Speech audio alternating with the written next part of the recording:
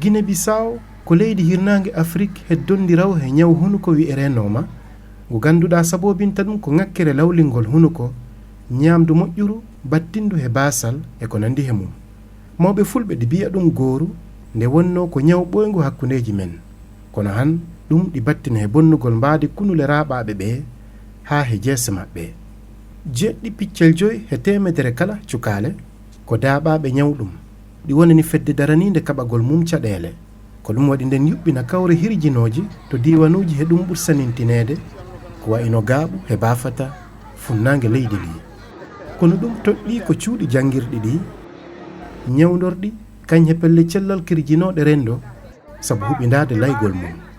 Nelson José Ko gooro he yeesoɓe fedde nde mbo wi ko sabobintanin jaajgol ñawɗum ko cuuɗgol ñawɓe ɗum ɓe. Ko waɗya ñaw ɗum ɗi ƴeeŋa enen ɓaleɓe en cuuɗoran ñaw kono hon ñaw ko yeeyere tamɗo ñaw an nawnaɗo yeey nawnare ma no wayi yo a heɓa coodoɗo kono ɓay en kettata ñawɗo ɗum wadde ñaw ɗum ɗi ƴeeŋa joom tama ɗo cukalel ɓay fiiran hunko ko waɗi luuɓa balngol luumol joom suuɗora ngeen cukalel. Goɗɗum ɗum noon ko hilndirare mawɓe ɓe to banggue lawlingol kunule ɓiɓɓe maɓɓe ko ni wi karallo o. Tenkingol cukalel ɗi sulmanto hoore mum ɗi soccanto hoore mum hunuko o kañ laaɓi laaɓani neram memi hunuko ko wiyama laaɓi o ñolñolo heddima ɗon han waɗoya gilɗi ɗin gilɗi fuɗɗa nangude hunuko ko. Battani mum ko famɗude tawradegol he nokkuji dendaɗi nde wonno joom hersirat mbaadi yeeso mum ngo. ɗum ko bone e ngen cukalel janggo ɓay ho nge mawniri ni han ngel doga gore makko ɓe doga famille o nge doga none ma on bona kettoɗo yettanade yimɓe neɗɗo mbo wawra wondude e yimɓe dogoɗo yimɓe fi yeeso makko ngo ana fi goɗɗum ko ɗum ñaw addata ɗum. Sabu haɓade ñawnoma ko ɓuuri yawde fedde nde he ballal gollidiɓe mum ɗi darni suudu ñawdorduɗo Bissau ɗo ñawdagal ngal yoɓarake hay ñawol.